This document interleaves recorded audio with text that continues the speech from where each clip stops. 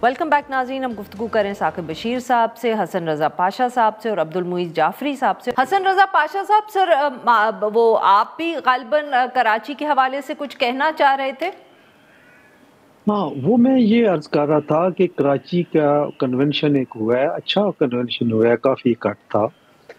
उसकी एक रीज़न है, वो ये है कि कराची में हाई कोर्ट के अब इलेक्शन होने जा रहे हैं इसी महीने।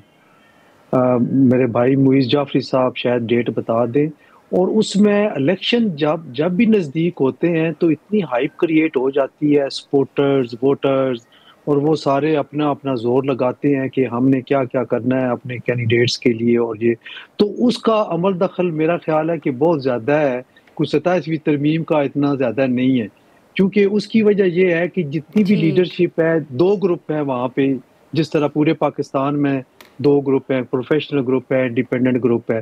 तो ये चूंकि प्रोफेशनल ग्रुप के कुछ दोस्त जो हैं वो डायरेक्टली पाकिस्तान तरीके इंसाफ के सेनेटर भी हैं, वहाँ पे मेंबर भी हैं, एमएनएस भी हैं, तो वो ज़्यादा उसको लेकर चल रहे हैं। तो ये चीज़ें बहरहाल अपनी जगह पे एक ऐसे हकायक हैं जिनके वो मैं सामने लाना चाहता था। इसलिए मैंने कहा था कि सही। ये भी पता चल जाए कि वहाँ पे अगर चार्ज हैं हमारे वकला भाई, तो ज़्यादा किस वजह से हैं, उसकी क्या रीज़न है।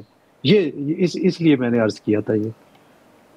बिल्कुल ठीक। सर बहुत अहम सवाल है, इशू है, और इसको ही हम जाफरी साहब से पूछेंगे। फिर जाफरी साहब, आपने हसन साहब की बात सुनी, क्या वो चार्ज एनवायरनमेंट या ये जो चीज़ें हाईलाइट की जा रही हैं, ये वो इलेक्शंस आने वाले हैं, कैंपेन होनी है, तो उस वजह से है, या जैसे आप ने फरमाया कि डसे हुए आप लोग इतने हैं कि फौरन एक रद्द अमल आ गया 27वीं के बाद? नहीं, दोनों चीजें हैं। ये दुरुस्त फरमा रहे हैं, इलेक्शंस आ रहे हैं फर्स्ट 2 वीक्स ऑफ दिसंबर में, कई तवातुर से इलेक्शंस हैं, उसकी वजह से सब लोग कैंपेन का भी हिस्सा अपना ये बना रहे हैं। लेकिन ये बात दुरुस्त नहीं है कि कोई पीटीआई का आंसर है। जो इस वक्त जो कैंपेनर्स हैं, जो जो हुकूमत प्रो हुकूमत ग्रुप के खिलाफ कैंपेनिंग लॉयर्स हैं, चाहे वो गुलाम रहमान कुरैशी हों, अरशद शर हों, जो एक दोनों मिलके एक सीट पे एक दूसरे के खिलाफ कंटेस्ट कर रहे हैं, आमिर नवाज वड़ाइच हों, ये सब लोग जो है, ये इनका कोई पीटीआई से दूर दूर तक ताल्लुक नहीं है। बात यह है कि जब आप एक्चुअली एक सिस्टम में सफर कर रहा हो, एक आम वकील एक सिस्टम में सफर कर रहा हो अपने अच्छे या बुरे होने के बावजूद, तो आपको अपने कॉज पे फिर साथी ज्यादा मिल जाते हैं। तो ये लोग जरूर अपनी कैंपेन पिछले साल भी कर रहे होते, उससे पिछले साल भी कर रहे होते, लेकिन इनके सामने 10 बंदा खड़ा होता है या 100 खड़ा होता। आज अगर 1000-2000 खड़े हैं तो वो इसलिए खड़े हैं इसलिए कि जो बाकी 900 हैं वो सियासी बुकला नहीं है, लेकिन वो अपने प्रोफेशन को, अपने सही। डेली वर्क को डूबते हुए देख रहे हैं। तो आई थिंक ये सारी बातें जुड़ी हुई हैं।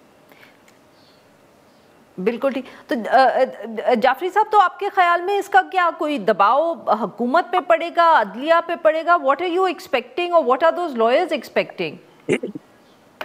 देखिए, दबाव तो पड़ेगा। दबाव पड़ने से कोई फर्क पड़ेगा या नहीं, ये तो वक्त ही बताएगा। लेकिन मैं तो यही कह सकता हूँ आरफा साहिबा कि ये जो भी रजीम है, जितनी भी ताकतवर रख रही है तो ब्रिटल ना, यानी अवाम में से तो नहीं है। तो जब आप अवाम में से नहीं होते तो फिर प्रेशर बनता है तो ही पड़ता है। अगर प्रेशर ही नहीं बनाएंगे ये सोचते हुए कि हमारे करने से क्या होगा, तो फिर तो वाकई में कुछ भी नहीं होगा। मेरे ख्याल में इन लोगों को सराहना चाहिए जो इस तरह के माहौल में भी बोल रहे हैं, उठ रहे बिल्कुल हैं। सही। जिस भी वजह से उठ रहे हैं, उनके जो भी सियासी बिलीफ्स हैं या नहीं है, मेरे ख्याल में तो रेजिस्टेंस जो है वही रास्ता है ना। मतलब बैठ के देखना तो हमने कर लिया 1 साल के लिए कि 26वीं के बाद मामला ठीक हो जाएंगे, तो 27वीं का तोहफा मिला है।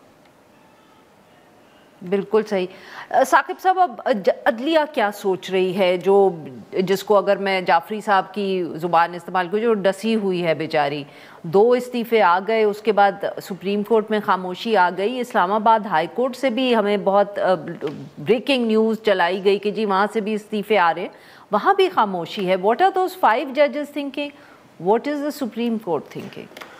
इस्लामाबाद हाई कोर्ट में तो मेरे ख्याल में अभी एक इस्तीफ़े के हवाले से शुनीद थी, लेकिन फ़िलहाल वो नहीं आ रहा फौरी तौर पे।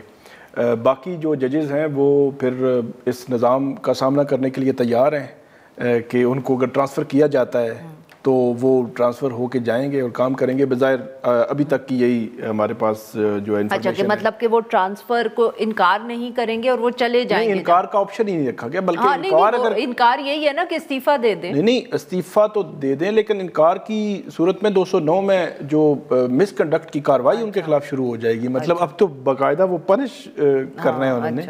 तो इनकार कर ही नहीं सकते। तो बज़ाहिर जो अभी तक इन्फॉर्मेशन यही है। बाकी सुप्रीम कोर्ट में भी अब जो जजेस आ गए हैं रिज़ाइन करके बाहर, तो गाय बगाए जब उनसे कोई बात होती है तो सुप्रीम कोर्ट के अंदर ये एक सोच थी, कुछ की ये सोच थी कि रिज़ाइन करके हमें बाहर जाना चाहिए। अब बचा क्या है?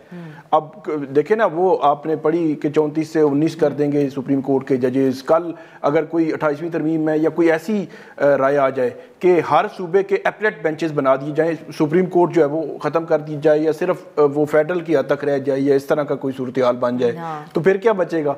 तो कुछ की राय ये थी जो बाहर आ गए रिज़ाइन दे के, कुछ की राय थी नहीं हम निज़ाम के अंदर रहकर रजिस्ट करते हैं, निज़ाम को अंदर जब उसको बेहतर करने की कोशिश करते हैं, इसलिए उन्होंने जो है वो रिज़ाइन नहीं दिए। अभी फौरी तौर पर वैसे मुझे नहीं लगता कि मज़ीद जो है वो रिज़ाइन आएंगे। बिल्कुल ठीक है जी। नाज़रीन, यहाँ पे लेते हैं हम एक छोटी सी ब्रेक।